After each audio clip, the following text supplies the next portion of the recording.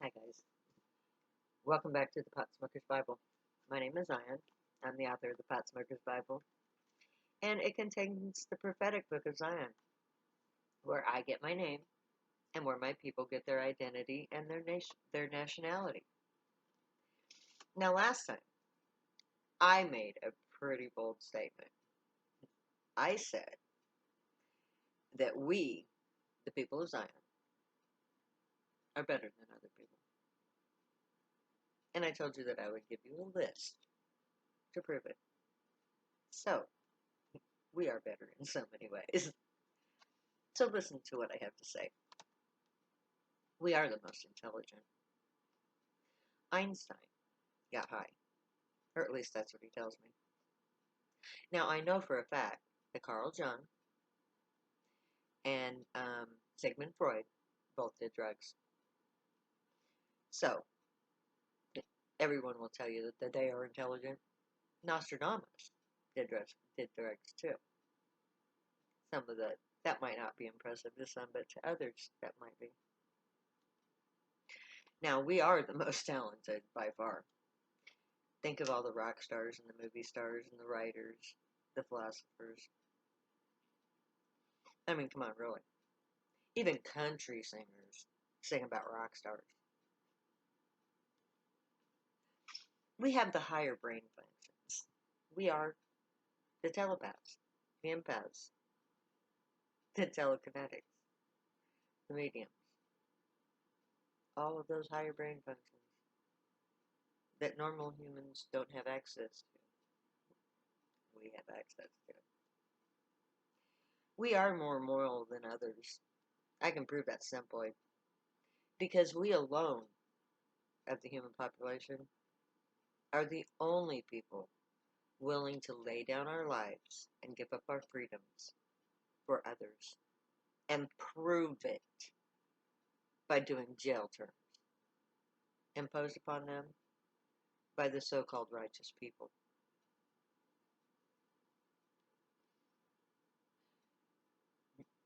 We are the humanitarians. We are the protesters of the 60s who protested the war in Vietnam. We are also activists who routinely stand up and say foul to all the crap that this society puts forth. We aren't greedy. Look at me. My clothes don't hardly even fit. But that's okay because I'm not worried about what I look like because that's not important. What matters is what's in here and what's in here and what I do with these.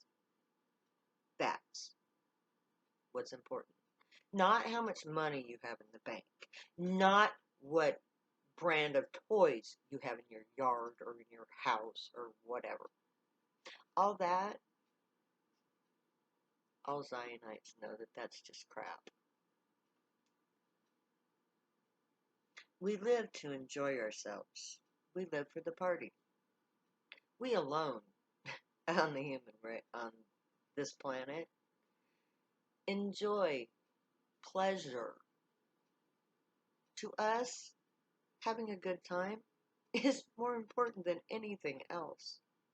We would much rather be poor white trash sitting in crappy trailers, smoking pot, than living in some high tower with fancy shit that does nothing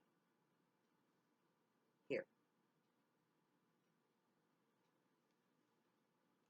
So we live for pleasure because pleasure is what's important in life. We believe in the concept of brotherhood, peaceful coexistence, mutual cooperation. Just look at all of the communes that the hippies of the 60s started creating. We want alien contact. We are the nerds. We're the sci-fi freaks. We want something better than this because we realize that this sucks. We are not what the propaganda says that we are. We have never been what the propaganda says we are. But we never gave a crap what other people thought about us. Because we knew that what was important was what we did with our lives, who we were on the inside. Yeah, we are better than others. We have to be better than others because everybody else thinks that we're crap. So to get half as far as the crap gets, we have to work twice as hard. And how can that make us inferior to anyone? Isaiah 29, 20 and 21. For the terrible one is brought to naught, and the scorner is consumed. All that watch for iniquity is cut off. That maketh a man an offender for a word, and lay a snare for him that reproveth the gate, and turn aside the just for a thing of naught. In the same chapter, 29, but a few verses later, we are told that the true terrible ones are exposed for what they truly are. All who scorn my people will be consumed by their own doings. The police and the narcs will be cut off. Their evil game will end, and they will no longer be able to seek out wrongdoing. Because for one thing, we're telepaths. We can do something about that. But for another thing, because we'll no longer be willing to stand by meekly and submit to the crap. They will have to stop harassing our people based on the information of an informant, a narc. They won't be able to break down our doors anymore, or to force us to stand aside while they search our homes, because we'll no longer allow it. Isaiah 1:27 to 31. Zion 10:21 to 25. Zion shall be redeemed with judgment, and her converts with righteousness, and the destruction of the transgressors and the sinners shall be together, and they that forsake the Lord shall be consumed. For they will be ashamed of the oaks which you have desired, and you shall be confounded for the gardens that you have chosen. For ye shall be as an oak whose leaf fadeth, and as a garden that has no water. And the strong shall be as tow, and the maker of it a spark. And they shall burn both together, and none shall quench them. Isaiah 1:27 to 31 was my inspiration for opening the Temple of Zion. If I were to become Zion, I would have to establish myself in judgment. The judgment has to involve the dried up leafy substance that is lit on fire. I sold more marijuana for 7 years at the temple. It was common knowledge that I did it to go to court and testify about the prophecy.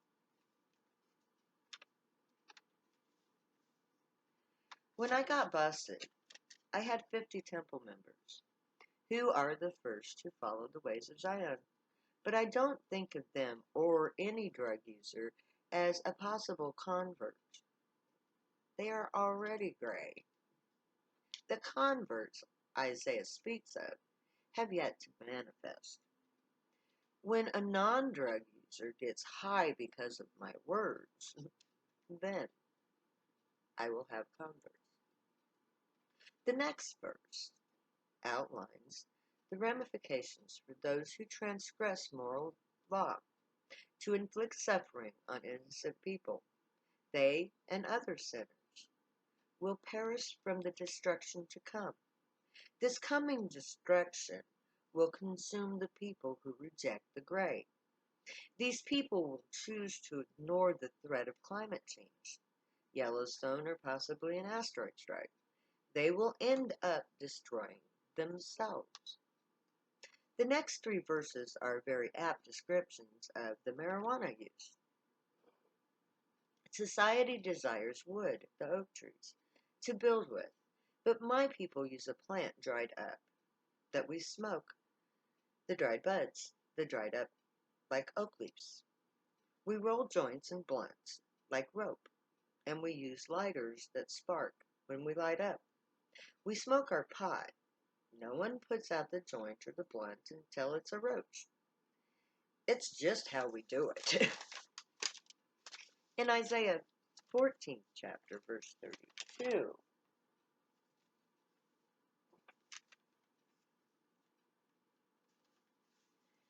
Zion 10:26, what then shall one answer the messenger of the nation? That the Lord hath founded Zion, and the poor of his people shall trust in it. In this verse, Isaiah asks the people of the future what they will say when I deliver my message to the world. They will have to say that these words come from the Lord. The gray have created the nation of Zion. Its creation began 3,000 years ago. When I began to enjoy the blessings of fame, or when I begin to enjoy the blessings of fame, I will be made rich. I will be providing the poor with that money. I have no need for riches.